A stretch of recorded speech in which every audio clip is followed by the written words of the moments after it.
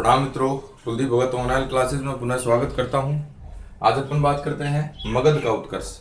देखिए, कल महाजनपद काल की बात करी थी और महाजनपद काल के बाद में अपन ने देखा था कि 16 महाजनपद हुए और 16 महाजनपदों के अंदर सबसे जो शक्तिशाली जनपद था वो कौन सा था? मगध था। अब मगध का उत्कर्ष देखेंगे। मगध के अंदर जो है अपन वृहदत्त वंश है, हर्यक वंश है, नागवंश है, नंद वंश है और किस प्रकार से यह मगध महाजन होते हुए और एक क्या बनेगा? साम्राज्य बनेगा। और इसी साम्राज्य में शासक जो रहेंगे वो मौर्य वंश के प्रमुख रहेंगे। इसके बाद देखिए क्या क्या इंपॉर्टेंट इसमें बातें रहेंगी। मगध का उत्कर्ष देखिए साहब, मगध के उत्कर्ष में मगध का उत्कर्ष है ये 544 से 323 ईसा पूर्व का जो समय रहता है ये मगध के उत्कर्ष का समय रहता है। पुराणों में जो पुराण हैं, अपने पुराणों के अंदर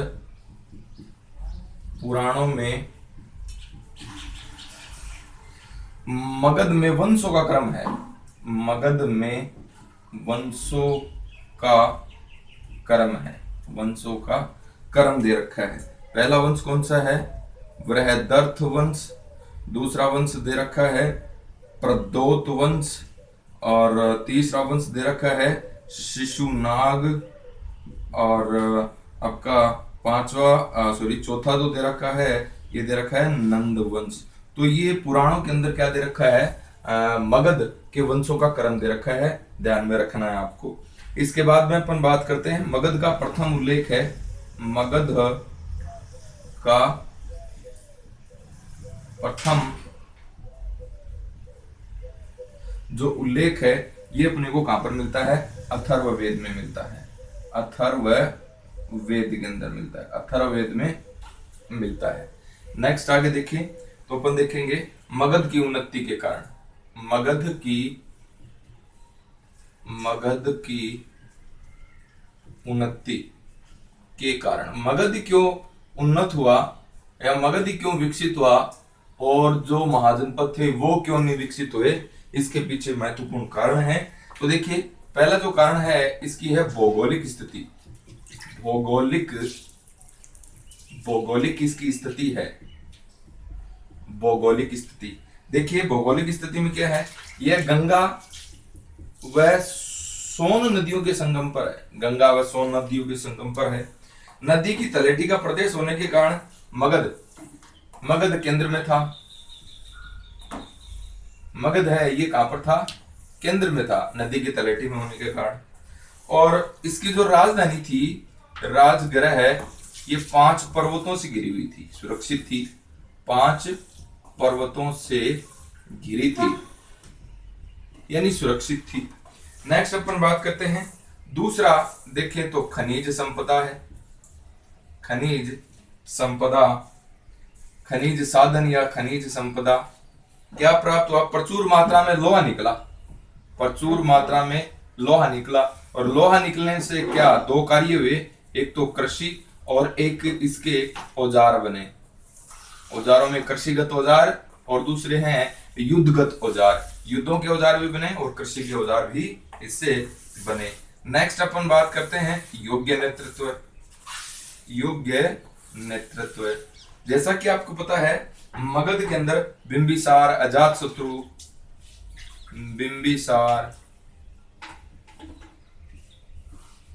अजातशत्रु, कालाशोक आदि, पद्मनंद आदि क्या रहे?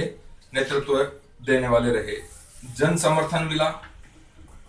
जन समर्थन विभिन्न वर्गों के मेल के कारण, विभिन्न वर्ग थे यहाँ पर, विभिन्न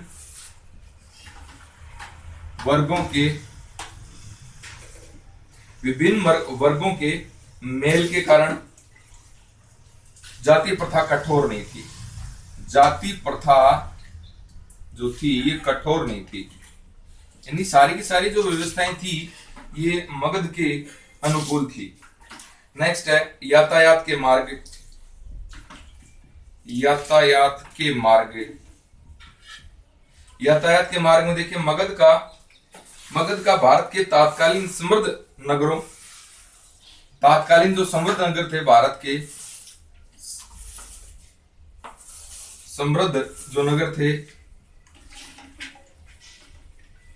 कौन कौन से नगर थे? काशी, कौशल, वत्स, काशी, कौशल, वत्स, सीधा संपर्क था इनका यातायात के मार्गों से। नेक्स्ट है हाथियों की प्रचुरता, हाथियों की प्रचुरता। दक्षिण भारत के जंगलों में या दक्षिणी बिहार के जंगलों में, दक्षिण भारत नहीं, दक्षिणी बिहार, दक्षिणी बिहार के जंगलों के अंदर हाथियों की क्या थी? प्रचुर मात्रा थी और हाथी युद्ध के अंदर प्रिय थे। अब देखिए मगध का उत्कर्ष देख रहे हैं, 544 से 323 ईसा पूर्व है किसका उत्कर्ष हुआ? मगध का उत्कर्ष हुआ। पुराणों के अंदर मगध के वंश हैं, इनका क्रम दे रखा है, इंपॉर्टेंट क्वेश्चन है, एग्जाम में सहायक होगा ये। देखिए क्या है पुराणों के अंदर मगध के वंशों का क्रम, पहले वृहदत्त वंश आया, फिर प्रदोत वंश आया, फिर शिशुनाग आया, फिर नंद वंश आया। अब अपन बात करते हैं मगध का पहला उल्लेख है, ये अपने को कहां पर मिलता है? अथर्ववेद के अंदर मिलता है। मगध की उन्नति के कारण देखें, भौगोलिक स्थिति है, भौगोलिक स्थिति में गंगा व सोन नदियों के संगम पर था मगध, इसलिए नदियों की तलहटी में होने के कारण जो मगध था ये केंद्र में था। राजगृह थी मगध की राजधानी, ये 5 पर्वतों से घिरी थी, सुरक्षित थी। खनिज हैं, ये देखिए खनिज साधन क्या मिले यहाँ पर? लोहा मिला, और लोहा मिलने से जो कृषि के औजार है वो बनने लगे, और युद्ध के औजार हैं वो बनने लगे, तलवार, भाला इत्यादि बनने लगे, जिससे क्या हुआ? मगध की जो सेना है वो विकसित हुई। नेक्स्ट अपन बात करें, योग्य नेतृत्व है, बिंबिसार है, अजातशत्रु है, कालाशोक है, आपका नंदवंश है, ये जो प्रमुख यहाँ पर आए योग्य नेतृत्व दिया मगध को। जन समर्थन मिला, विभिन्न वर्गों का मेल था मगध के अंदर। इस प्रकार जाति प्रथा थी वो कठोर नहीं थी जाति प्रथा, और इसी कारण मगध का क्या हुआ? विकास हुआ। यातायात के मार्ग हैं, यातायात के मार्गों में देखिए भारत है ये समृद्ध नगर था, यातायात के मार्गों में देखें भारत के जो समृद्ध नगर थे, काशी, कौशल, वत्स जो थे, ये भारत के इस जमाने के समृद्ध नगर से इनसे सीधा संपर्क किसका था? मगध का था। हाथियों की प्रचुरता थी यहाँ पर। हाथियों की प्रचुरता कहां पर थी? दक्षिण बिहार के जंगलों में। और आपको पता है हाथी है यह भी युद्ध वगैरह के अंदर महत्वपूर्ण जानवर हुआ करता था। तो ये जो सारी की सारी चीजें हैं ये मगध को एक साम्राज्य के रूप में परिवर्तित करने के लिए पर्याप्त है। नेक्स्ट देखें भी, ये उन्नति के कारण देख लिया आपने। उन्नति के कारणों के बाद में अपन बात करें, अब सीधा चले अपन मगध के अंदर कौन कौन से वंश है ये रहे। तो पहला जो वंश है यहाँ पर वृहदत्त वंश। इसकी ज्यादा तो जानकारी नहीं मिलती है, लेकिन देखते हैं अपन कुछ जानकारी जो मिलती है वो कहां से मिलती है। पुराण महाभारत में जानकारी इसकी, पुराण और महाभारत में इसकी जानकारी मिलती है। वृहदत्त मगध का प्रथम शासक था, वृहदत्त था मगध का प्रथम शासक। नेक्स्ट देखिए, जरासंध है, जरासंध है, यह है इस वंश का शक्तिशाली शासक था, शक्तिशाली शासक। नेक्स्ट अपन बात करते हैं, जरासंध ने गिरिवज को अपनी राजधानी बनाया। जरासंध ने अपनी राजधानी किसको बनाया? गिरी ब्रज को। और गिरिब्रज को क्या कहते हैं? राजगीर। इसको अपनी क्या बनाई? राजधानी बनाई। अंतिम जो शासक था इस वंश का ये है रिपुजन। रिपुजन इस वंश का अंतिम शासक था। तो ये था आपका वृहदत्त वंश। इसके बाद में हर्यक वंश है, हर्यक वंश। इस हर्यक वंश को पितृहंता वंश भी कहते हैं, पितृहंता वंश भी कहा जाता है। और ये हर्यक वंश है, ये 544 से 412, 544 से 412 ईसा पूर्व इसका विकास हुआ। तो देखिए इस वंश का जो प्रथम शासक है इसके अपन बात करेंगे तो बिंबिसार। बिंबिसार है, इसका जो कार्यकाल है 544 से 492 ईसा पूर्व रहा। बात करेंगे बिंबिसार के बारे में। ये इस वंश का संस्थापक था। हर्यक वंश का संस्थापक कौन है? बिंबिसार। मत्स्य पुराण में इसके कुछ नाम मिलते हैं। मत्स्य पुराण के अंदर इसके कुछ नाम मिलते हैं। क्षेत्रोजस, और जैन साहित्य में इसका नाम मिलता है श्रोणिक। जैन साहित्य में इसे श्रोणिक कहा गया। अब देखिए इसके राज्य विस्तार की नीतियां, राज्य विस्तार में इसने कौन कौन सी नीति अपनाई इसकी अपन चर्चा करते हैं।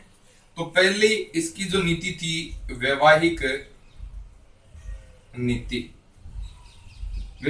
थी इसकी। देखिए वैवाहिक नीति में कौशल नरेश प्रसेनजीत की बहन से, कौशल के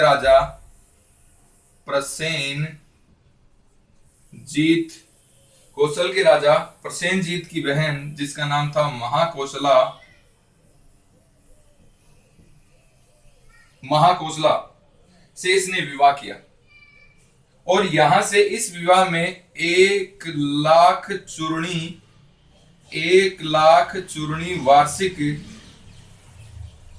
वार्षिक आय वाला क्षेत्र, 1,00,000 चूर्णी वार्षिक आय वाला क्षेत्र काशी जो है इसको दहेज में प्राप्त हुआ। और ये जो है यह है दहेज का प्रथम ऐतिहासिक साक्ष्य है। बहुत अच्छा क्वेश्चन है। दहेज का प्रथम ऐतिहासिक साक्ष्य है वो कौन सा है? काशी। देखिए वृहदत्त वंश है, पहला वंश है मगध का। पुराण और महाभारत में इसका जिक्र किया गया है। वृहदत्त मगध का प्रथम शासक था। जरासंध जो है इस वंश का सबसे शक्तिशाली शासक था। राजधानी से बनाई गिरिब्रज को राजगृह कहते हैं। इस वंश का अंतिम जो शासक था वह रिपुजन्य था। अब अपन बात करते हैं हर्यक वंश। इसे पितृहंता वंश भी कहते हैं क्योंकि इस वंश के अंदर पुत्र के द्वारा पिता की हत्या कर दी जाएगी। देखिए आगे अपन पढ़ेंगे कैसे कैसे। ये जो वंश है 544 से 412 ईसा पूर्व का समय है। बिंबिसार देखें इस वंश का संस्थापक है। 544 से 492 ईसा पूर्व इसने स्थापना करी। मत्स्य पुराण में बिंबिसार को क्षेत्रोजस कहते हैं। जैन साहित्य के अंदर श्रोणिक कहते हैं।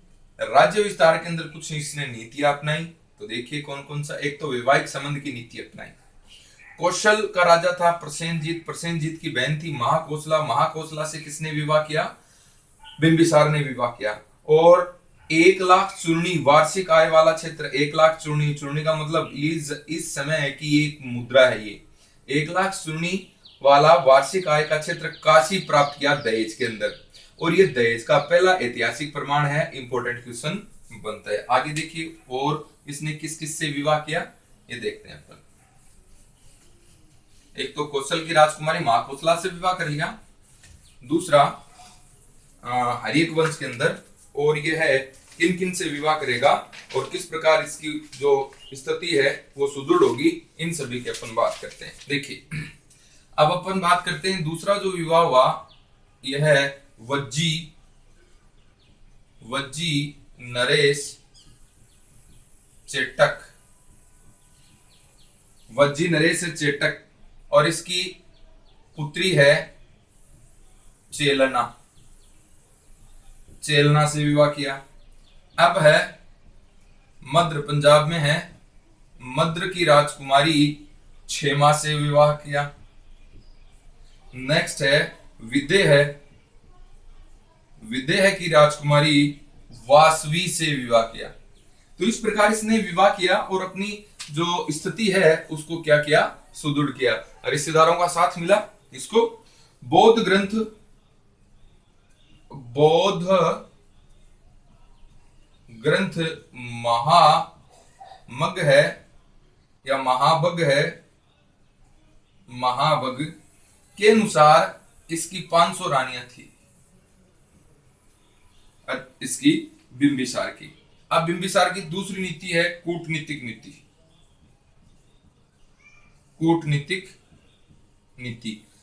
किस प्रकार कूटनीति से अपने आसपास के जो राज्यों को यह मित्र बनाएगा, वो नीति अपन देखते हैं, कूटनीतिक नीति।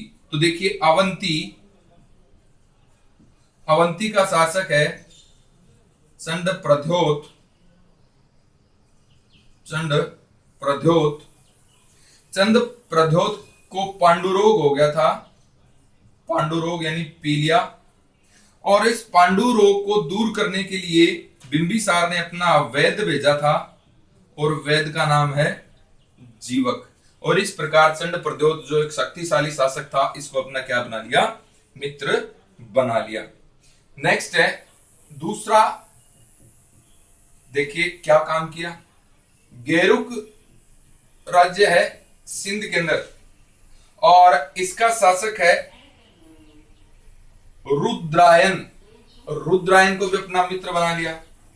नेक्स्ट है गंधार नरेश है पुष्कर सारीन, पुष्कर सारीन, पुष्कर सारीन को भी अपना मित्र बनाया। इसके दरबार में, इसके दरबार में अपना दूत भेजकर, दूत भेज दिया और अब इसको क्या बना लिया, अपना मित्र बना लिया। तीसरी देखिए कौन सी इसकी नीति थी, युद्ध नीति। युद्ध नीति में देखिए, युद्ध नीति में अंग पर विजय करेगा, अंग विजय, अंग विजय। अंग का यहां पर जो शासक था, शासक था ब्रह्मदत्त, ब्रह्मदत्त, और ब्रह्मदत्त को पराजित कर देगा और अंग पर क्या कर लेगा, अधिकार कर लेगा। तो मगध की प्रथम विस्तारवादी नीति का उदाहरण है, ये कौन सा है, अंग।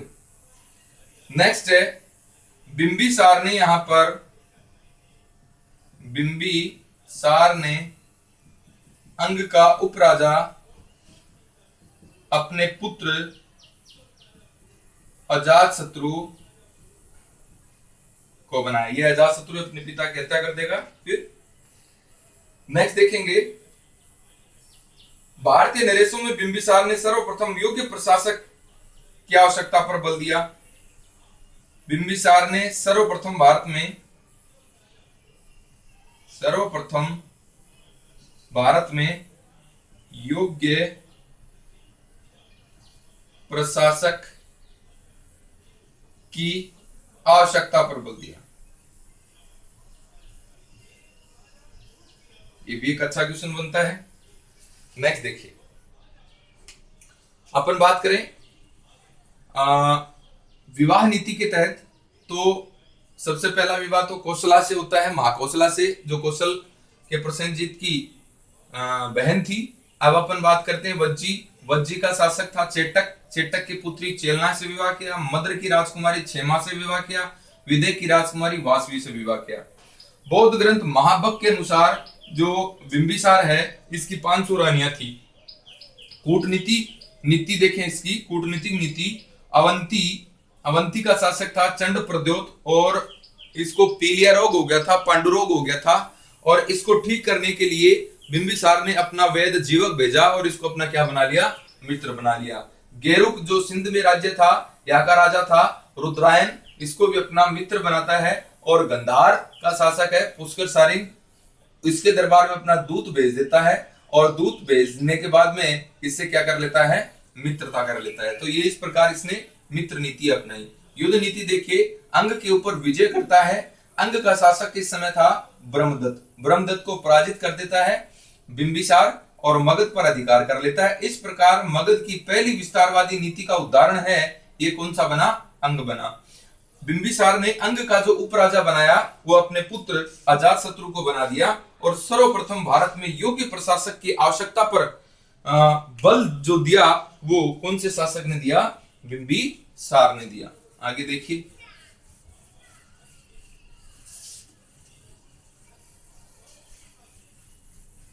हर्यक वंश की अपनी बात चल रही है। तो देखिए यहां पर जो ग्राम भोजक था, ग्राम भोजक, ये जो था ग्राम भोजक गांव में कर वसूलता था। एक अच्छी शब्दावली बन सकती है, गांव में टैक्स वसूलने का जो काम करता था वो था ग्राम भोजक। सलाहकार थे बिंबिसार के, ये थे एक तो सुनिधि और एक था दीर्घचारण। दीर्घचारण राजधानी है राजगृह,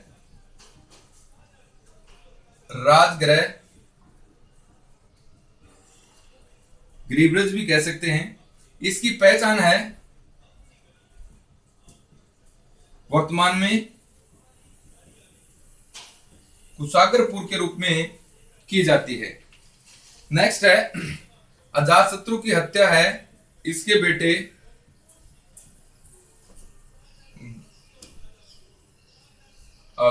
बिंबिसार की हत्या है इसके बेटे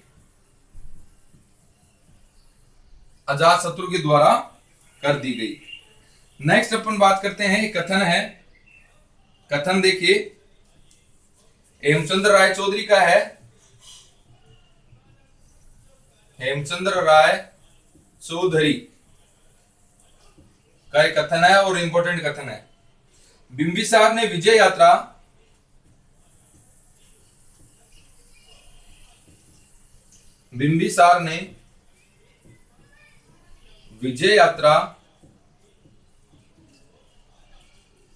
प्रारंभ की तथा अशोक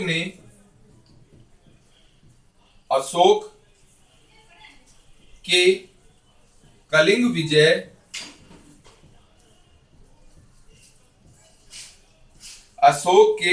विजय पर समाप्त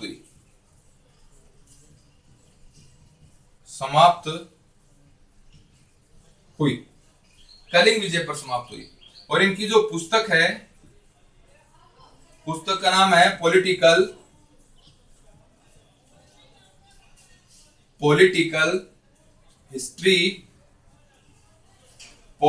हिस्ट्री ऑफ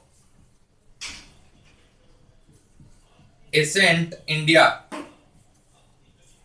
ये इनकी पुस्तक है साहब। इस पुस्तक में क्या करता है, यह जिक्र करता है।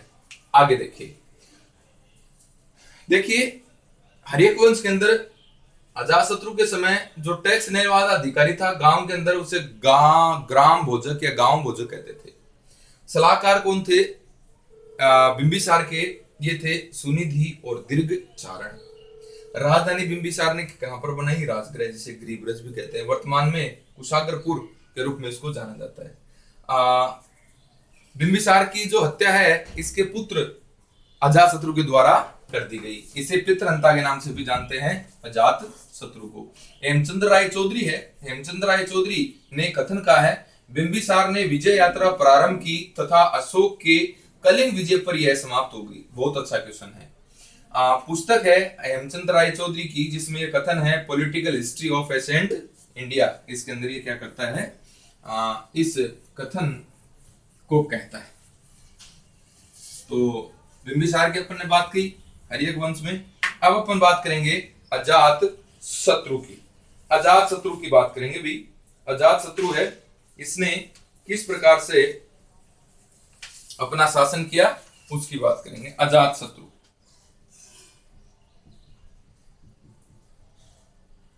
देखिए साहब, 492 से 460 ईसा पूर्व इसका शासनकाल था। उपनाम इसका कुणिक है, कुणिक इसका उपनाम है। नेक्स्ट अपन बात करते हैं इसके राज्याभिषेक के 8वें वर्ष बाद बुद्ध का महापरिनिर्वाण हुआ। बुद्ध का महापरिनिर्वाण हुआ। इसके समय प्रथम बौद्ध संगीति का आयोजन हुआ 483 ईसा पूर्व। आपको पता है राजगृह की सप्तपर्णी गुफा में, राजगृह की सप्तपर्णी गुफा के अंदर अध्यक्ष है, अध्यक्ष वगैरह सब आप उसमें देख सकते हैं। मैंने पढ़ा दिया है बौद्ध धर्म, उसमें देख लेंगे, डिटेल मिल जाएगी सारी की सारी। नेक्स्ट अपन बात करते हैं तो देखिए प्रथम बार पाटली पुत्र को राजधानी बनाने की संकल्पना विकसित हुई राजधानी बनाने की। राजगृह में दुर्गीकरण किया गया, राजगृह का दुर्गीकरण हुआ इसके समय, यानी 4 दीवारी हुई। इसका जो सलाहकार था, सलाहकार जो था इसका, ये था वस्कार, ये इसका सलाहकार था।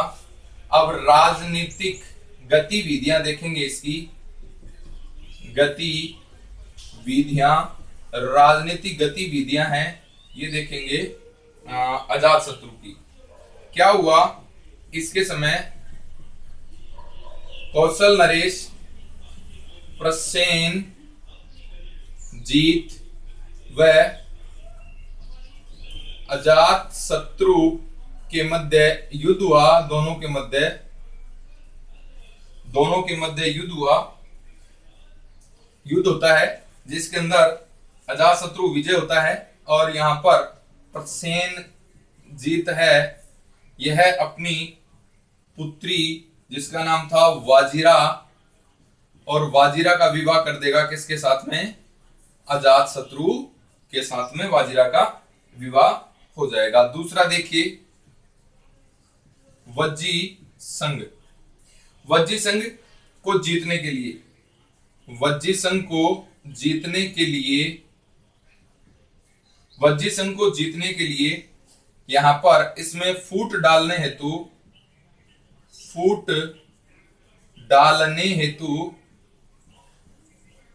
अपने मंत्री, इसके 2 मंत्री रहते हैं, एक तो सुनिधि या सुनिध और दूसरा होता है वस्कार। इन दोनों को वज्जी संघ में फूट डालने के लिए भेजा गया। और अजातशत्रु ने युद्धों के अंदर रथमूसल व महाशिला कंटक नामक हथियारों का क्या किया, प्रयोग किया। वज्जी संघ की जानकारी है, वज्जी संघ की हमें जानकारी है, यह जैन ग्रंथ है और ग्रंथ का नाम है निर्यावली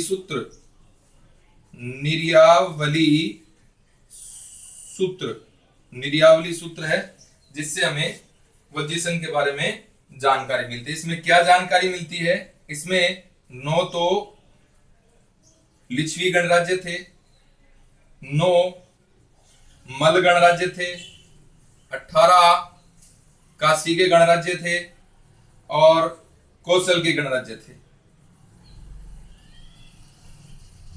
तो ये जो थे इस समय गणराज्य थे। नेक्स्ट है, अब अजातशत्रु है, इसने वज्जी को जीत लिया और वज्जी को जीत करके मगध के अंदर इसका क्या कर लिया, विलय कर लिया। तो मगध के अंदर इसका विलय कर लिया इसने। वज्जी को जीतकर विलय कर लिया और कौशल को जीत करके मगध के अंदर क्या कर लिया, विलय कर लिया। नेक्स्ट देखेंगे, दोनों के दोनों एक अच्छे क्वेश्चन बनते हैं यहाँ पर। वज्जी और वज्जी संघ और कौशल का विलय मगध के अंदर कौन करता है, अजात शत्रु करता है। आगे देखिए अजात शत्रु के बारे में और क्या इंपॉर्टेंट बातें बनती है साहब। अजात शत्रु में देखते हैं अपन, उपनाम कुणिक। 8 वर्ष जब ये शासक बना था, उसके 8वें वर्ष बाद महात्मा बुद्ध का महापरिनिर्वाण हुआ। इसके समय प्रथम बौद्ध संगीति का आयोजन हुआ 483 ईसा पूर्व के अंदर राजगृह की सप्तपर्णी गुफा में। प्रथम बार पाटलिपुत्र को राजधानी बनाने की संकल्पना है ये यहाँ पर बनी और इसका पुत्र उदयन या उदयन है, ये क्या बनाएगा, पाटलिपुत्र को अपनी राजधानी बनाएगा। राजगृह का पहली बार क्या हुआ, दुर्गीकरण हुआ, चारों तरफ दुर्ग की तरह दीवार बना दी गई। अच्छा क्वेश्चन है। इसका जो सलाहकार था, सलाहकार ये वसकार था, सलाहकार। राजनीतिक गतिविधियां देखिए, कौशल का जो शासक है प्रसेनजीत और अजात शत्रु के मध्य क्या हुआ, युद्ध हुआ। ये अजात शत्रु है, यह है कौशल का जो शासक है प्रसेनजीत, इसका भांजा था।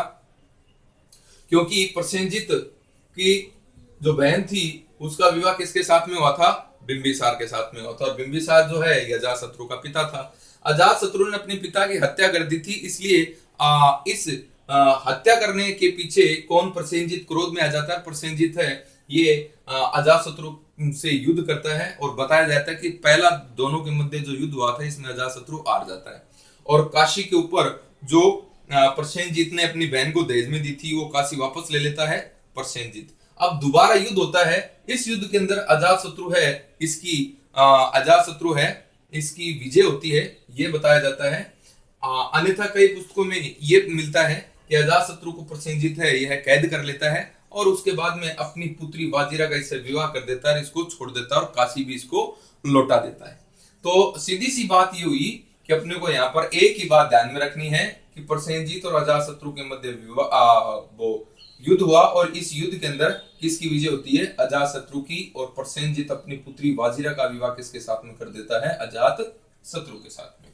वज्जी संघ की अपन बात करें, वज्जी संघ है, इसमें कई गणराज्य संघ थे और इसके अंदर जो है बताया जाता है कि अजात शत्रु है यह वसकार को और सुनिधि नामक अपने मंत्रियों को कहां पर भेजता है, बुद्ध के पास भेजता है और कहता है कि वज्जी को जीतने का कोई मार्ग है वो पूछे आप महात्मा बुद्ध से। महात्मा बुद्ध कहता है कि वज्जी को जीतना है वो आसान नहीं है, क्योंकि वज्जी के जो लोग हैं वो संगठित है, शांति प्रिय हैं और एक दूसरे का सम्मान करते हैं, बड़े बुजुर्गों का आदर करते हैं, तो ये नहीं जीता जा सकता। और जीता अगर जाए तो कैसे जीता जाए, अगर इनमें फूट पड़ जाए तो ये क्या किया जा सकता है, वज्जी संघ अलग अलग हो जाएगा और फिर इसको आसानी से जीता जा सकता है। तो यहाँ पर प्रसेनजीत है ये वज्जी संघ में फूट डालने के लिए अपने मंत्री सुनिधि व वसकार को भेजते हैं और वज्जी संघ को जीतने के लिए जो अजातशत्रु है दो हथियारों का प्रयोग करता है। एक तो रथ मूसल, एक महाशिला कंटक। रथ मूसल है ये बड़ा एक मूसल टाइप होता था और रथ के ऊपर इसको मार दिया जाता था तो रथ टूट जाता था। महाशिला कंटक है एक बड़े बड़े पत्थर फेंकने की मशीन होती थी, जैसे आपने बाहुबली में देखी होगी इस प्रकार की मशीन होती थी। अब अपन बात करते हैं तो देखिए वज्जी संघ है ये, इसके बारे में जानकारी अपने को कहां से मिलती है, जैन ग्रंथ है, जैन ग्रंथ का नाम है निर्यावली सूत्र और इस ग्रंथ के अंदर वज्जी संघ की जो संख्या है वो दे रखी है। 9 तो लिच्छवी के गणराज्य थे, 9 मल के थे, 18 काशी के थे और कौशल के थे। इस प्रकार से निर्यावली के अंदर आपको ये वज्जी संघ के बारे में जानकारी मिलती है। आगे देखिए, अच्छा प्रसेनजीत है इसने क्या किया, वज्जी और कौशल है इसको अपने साम्राज्य में मिला लिया, मगध के अंदर मिला लिया। बड़ा इंपॉर्टेंट क्वेश्चन बनता है और आपको ध्यान में रखना है। देखिए इसने क्या किया, अजातशत्रु ने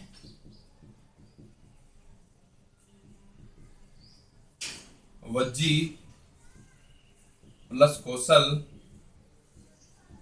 को इसका जो विलय है ये किसके अंदर कर लिया, मगध के अंदर कर लिया। बहुत इंपॉर्टेंट क्वेश्चन है साहब, मगध के अंदर कर लिया। अभी बात करेंगे कैसे। अब आगे अपन बात करेंगे तो देखें उदयन की। उदयन या उदयन,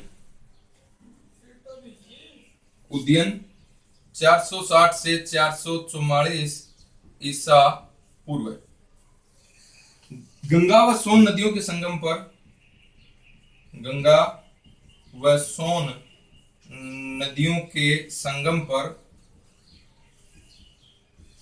पाटलिपुत्र, जो वर्तमान में पटना है, पाटलिपुत्र नगर की स्थापना की जाती है।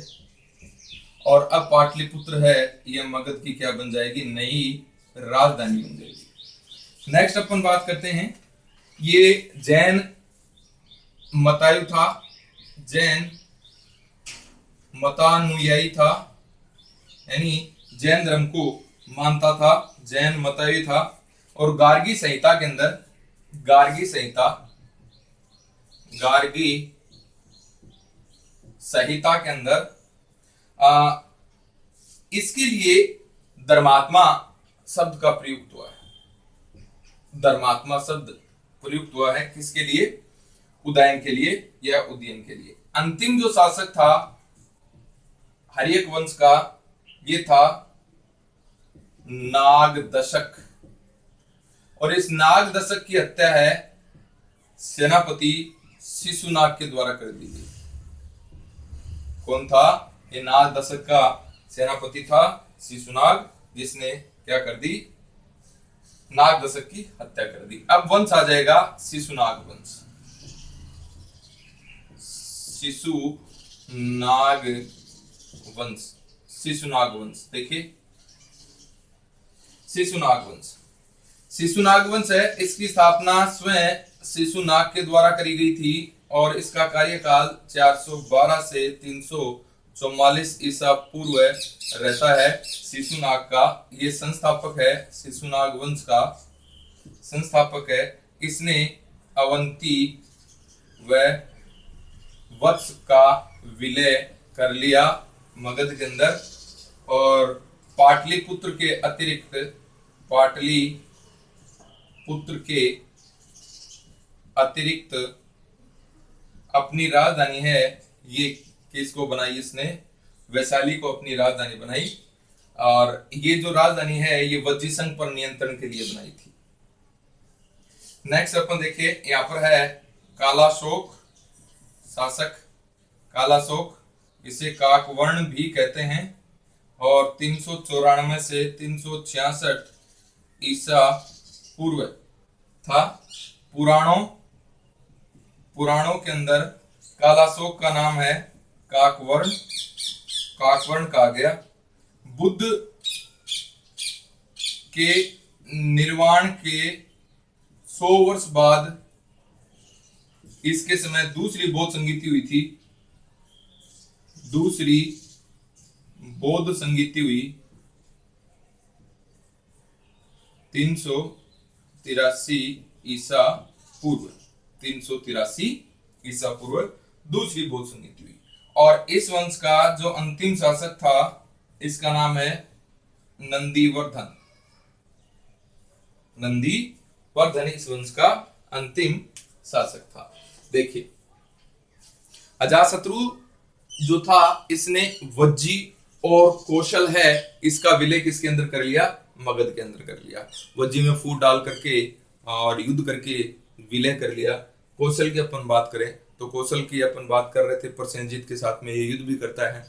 कौशल में प्रसेनजीत के बाद में विडब्बू नामक शासक बनता है और विडब्बू है इसकी अचिरावती नदी में डूबने से इसकी मौत हो जाती है। इसके बाद में कौशल है ये निराश्रय हो गया और कौशल पर अधिकार किसने कर लिया, अजातशत्रु ने कौशल पर अधिकार कर लिया।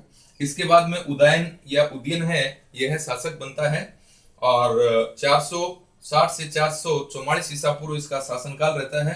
अजातशत्रु की हत्या कर दी थी उदयन ने।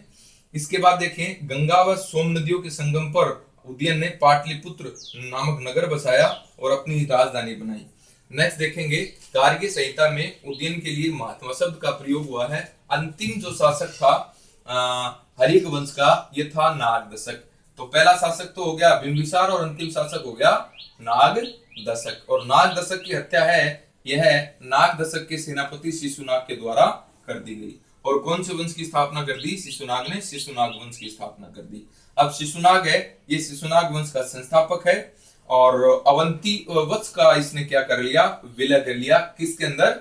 मगध के अंदर। बहुत अच्छा क्वेश्चन है। मगध के अंदर अवंती और वत्स का विलय है, ये किसने किया? शिशुनाग ने। देखिए तीनों ध्यान में रखने हैं। काशी का जो विलय है ये किसके समय हुआ? अजातशत्रु के समय हुआ, बिंबिसार के समय हुआ। अब जो आपका वज्जी और कौशल है, ये विलय किसके समय हुआ? अजातशत्रु के समय हुआ। और उसके बाद में अपन बात करते हैं शिशुनाग के समय अवंती और वत्स का क्या हुआ? विलय हुआ। तो धीरे धीरे देखिए आसपास के जो जनपद हैं, महाजनपद हैं, वो किसके अंदर आके मिल रहे हैं? मगध के अंदर आके मिल रहे हैं। अब मगध है यह एक साम्राज्य के रूप में विकसित हो रहा है।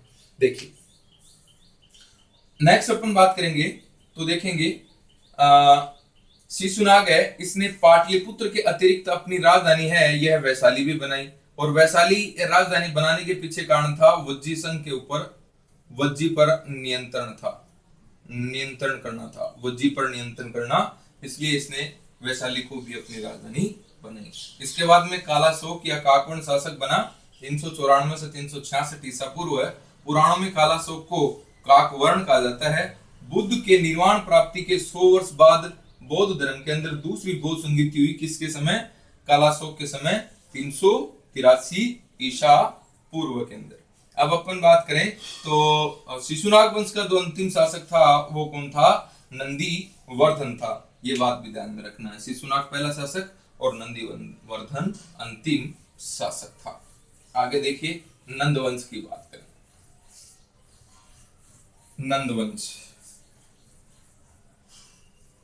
नंदवंश देखें आप। नंदवंश की अपन बात करेंगे।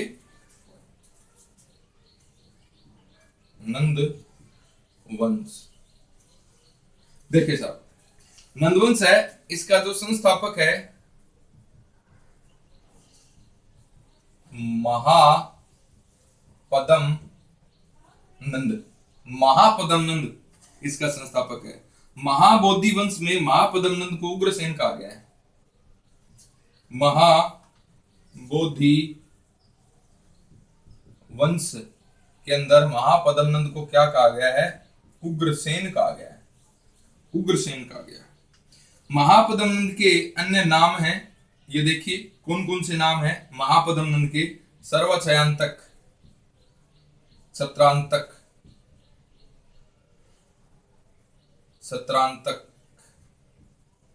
यानी क्षत्रियों का नाश करने वाला। अपरो परशुराम, परशुराम के समान। एक राट, एक छत्र और सार्वभौम, ये सारे के सारे शब्द हैं, यह सम्राट के लिए प्रयुक्त होते थे। नेक्स्ट अपन बात करते हैं। देखिए और क्या इंपॉर्टेंट बात है इसके अंदर, आगे देखिए। महाबोधि वंश में उग्रसेन कहा गया, ये बातें अपन ने देख ली। जैन धर्म का कट्टर अनुयायी था ये। जैन धर्म का कट्टर था, कट्टर अनुयायी था। जैन धर्म का कट्टर अनुयायी था ये व्यक्ति। कलिंग उड़ीसा के अंदर है। कलिंग के खारवेल अभिलेख से इसके कलिंग विजय की जानकारी मिलती है। किसकी जानकारी मिलती है? कलिंग विजय की जानकारी मिलती है। यहां पर इसने एक नहर का निर्माण करवाया था कलिंग के अंदर, तनसूती नहर का निर्माण करवाया था। तनसूती नहर का निर्माण करवाया था। और ये नहर का, ये जो है नहर का प्रथम अभिलेखीय प्रमाण है। बड़ा अच्छा क्वेश्चन है। अभिलेखीय प्रमाण है इसका नहर का, प्रथम अभिलेख प्रमाण। यहां से पद्मनंद है, यह जिनसेन की मूर्ति, जिनसेन की मूर्ति है, लेकर आया।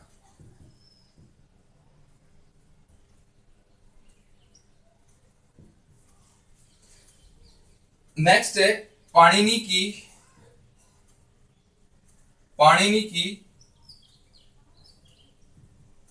अष्टाध्यायी नामक पुस्तक लिखी पाणिनि ने। अष्टाध्यायी नामक पुस्तक है, ये लिखी पाणिनि ने। और पाणिनि जो था महापद्मनंद का मित्र था, महापद्मनंद का मित्र था।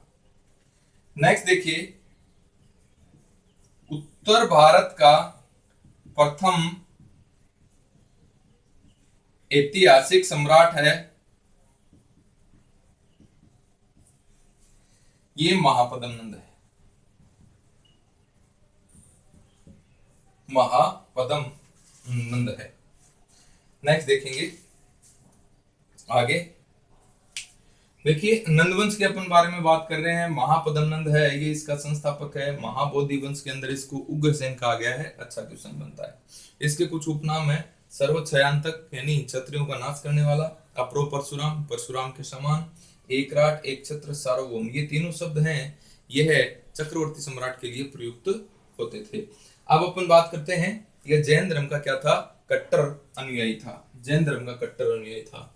खारवेल का अभिलेख है, खारवेल शासक है कलिंग के अंदर, खारवेल अभिलेख है कलिंग में। तो इस अभिलेख से पता चलता है कि कलिंग की विजय किसने की थी, महापद्मनंद ने की थी। और यहाँ पर कलिंग में रहते हुए इसने एक नहर का निर्माण करवाया था, नहर का नाम है तनसुती नहर। और ये जो नहर है, ये पहला अभिलेखीय प्रमाण है, यानी नहर का पहला अभिलेखीय प्रमाण है। ये कौन से अभिलेख में मिलता है, खारवेल अभिलेख में मिलता है। बड़ा इंपॉर्टेंट क्वेश्चन है।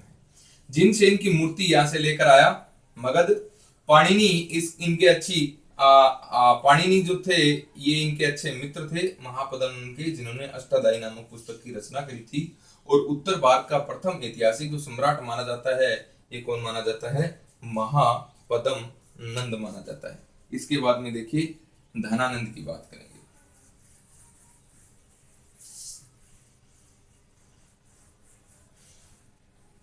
देखिए साहब, धनानंद की बात करते हैं, धनानंद की बात करते हैं। धनानंद यह अंतिम शासक था नंदवंश का, अंतिम शासक था। यूनानी ग्रंथों में इसको, यूनानी ग्रंथों में इसे अग्रमीज कहा गया। यूनानी ग्रंथों में इसको क्या कहा गया है, अग्रमीज कहा गया है। आगे देखिए,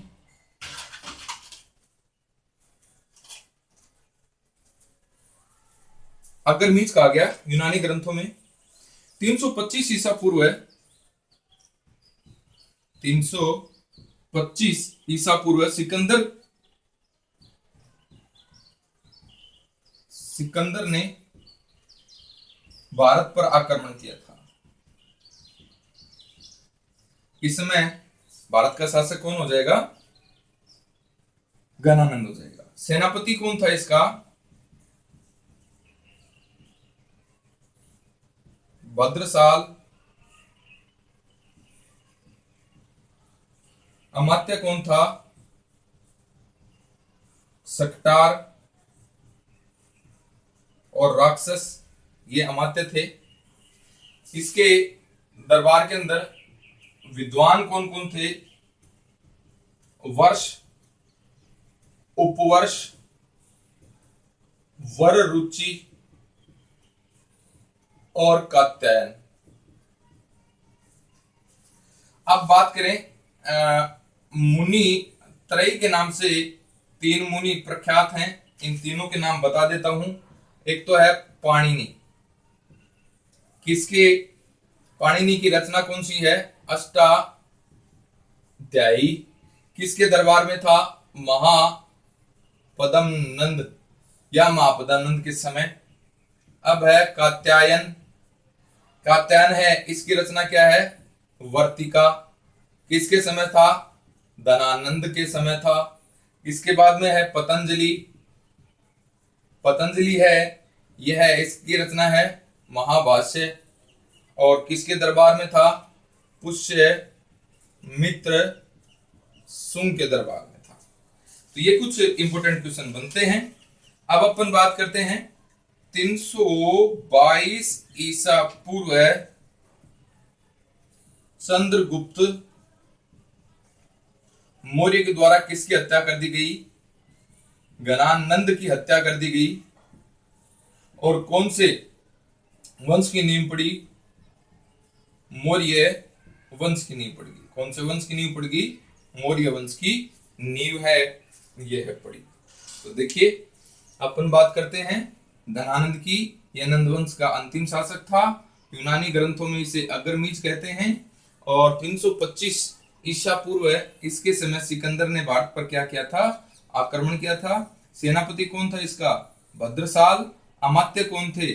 सक्टार। दूसरा था राक्षस अमात्य। अब विद्वान देखेंगे कौन कौन से विद्वान थे यहाँ पर। वर्ष, अपवर्ष, वररुचि, कात्यायन। मुनित्रयी कौन थे?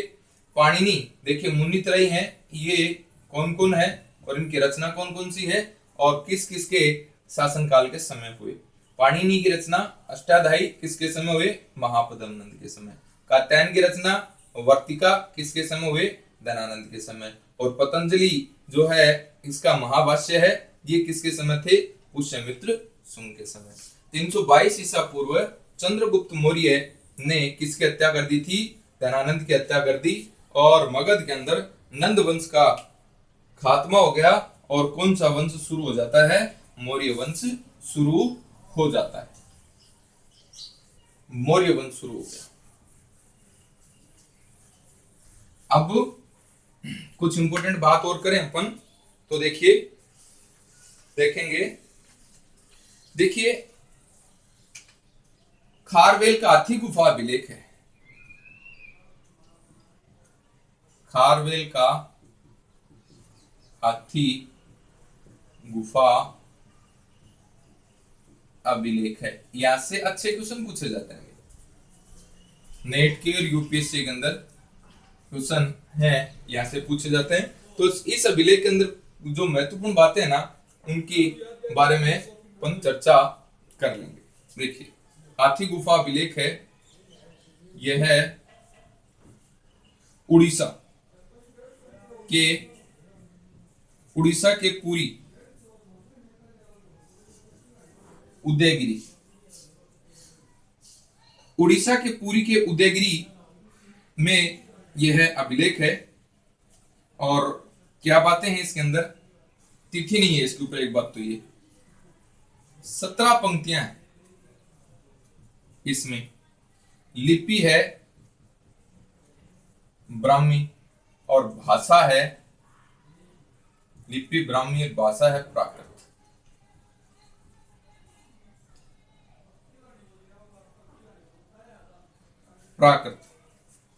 सर्वप्रथम 1825 में इस लेख की खोज करने वाला जो व्यक्ति था, ये था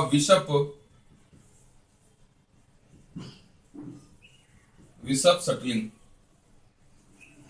नेक्स्ट है इसके अंदर चेदी वंश के शासक खारवेल के जीवन के बारे में बताया गया, उपलब्धियों के बारे में बताया गया। क्या क्या है? खारवेल का अभिषेक जब हुआ था उसी वर्ष तूफान से नगर नष्ट हो गया था, जिसका पुनः निर्माण हुआ और इस निर्माण में 35 लाख का खर्च आया। ये चर्चा है। नंदराज यानी महापद्म नंदराज द्वारा खुदाई नहर तनसूली या तनसूती का जिक्र है। इस नहर को खारवेल है ये कहां तक ले गया, अपनी राजधानी तक ले गया, ये चर्चा है इसके अंदर। नेक्स्ट देखिए, यवन राजा दमिति को पराजित किया। यवन राज या यवन राजा दिमिति को पराजित किया, किसने? खारवेल ने। नेक्स्ट देखिए, 38 लाख के अंदर महाविजय प्रासाद का निर्माण करवाया। ये क्वेश्चन है, ये डीएसएसबी के अंदर पूछा गया था। नेक्स्ट है, पूर्व राजा पिथुंड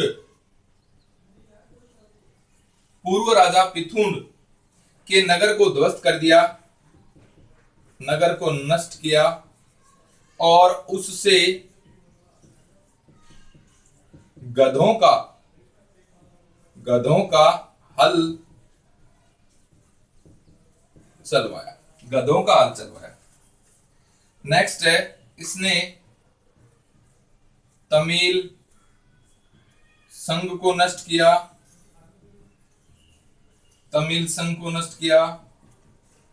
मगध राजा बहस्तिमित्र को हराया और नंदराज द्वारा लाई जिन सेन मूर्ति वापस ले गया। नेक्स्ट है, पांड्य राज्य से अश्व रथ व रत्न प्राप्त किए, यानी इनको हराया, टैक्स प्राप्त किया। इसमें बोजक यानी बरार कहते हैं बोजक को। रट्ठिक यानी खानदेश।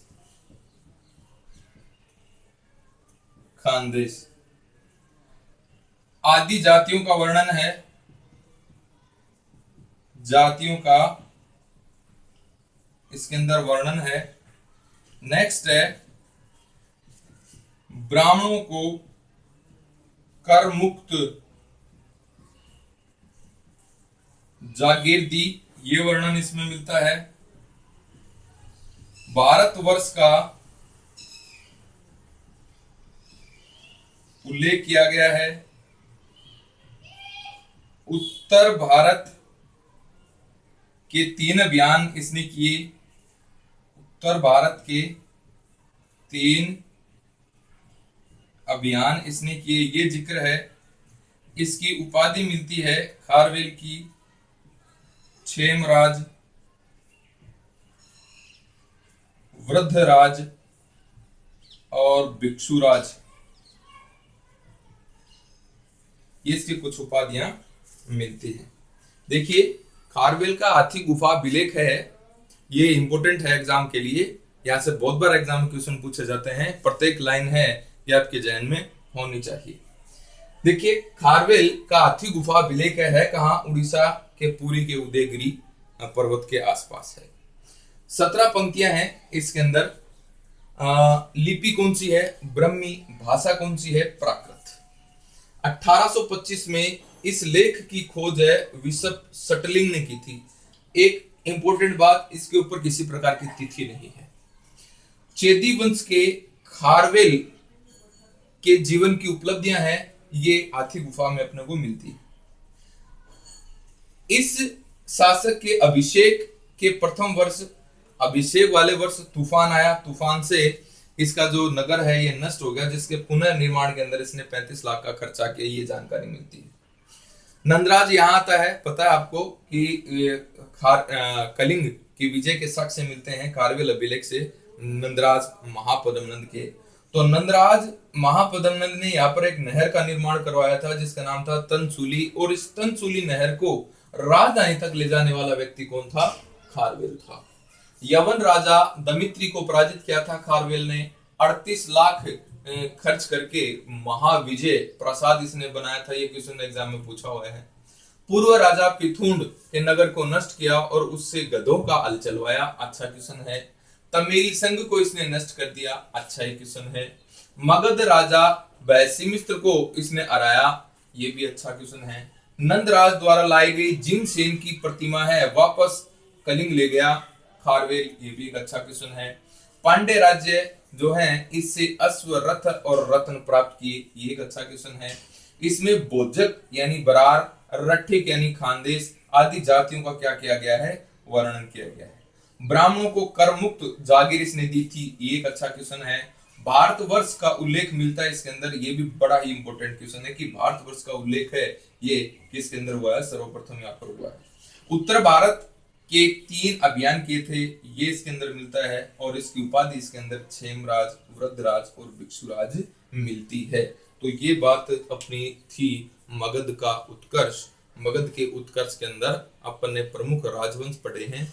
इसके बाद में जो अपन बात करेंगे, ये बात करेंगे मौर्य वंश के बारे में। मौर्य वंश से पहले यहाँ पर कुछ विदेशी आक्रमण होते हैं। उस विदेशी आक्रमणों की चर्चा भी हम करेंगे अगले चैप्टर के अंदर। धन्यवाद मित्रों।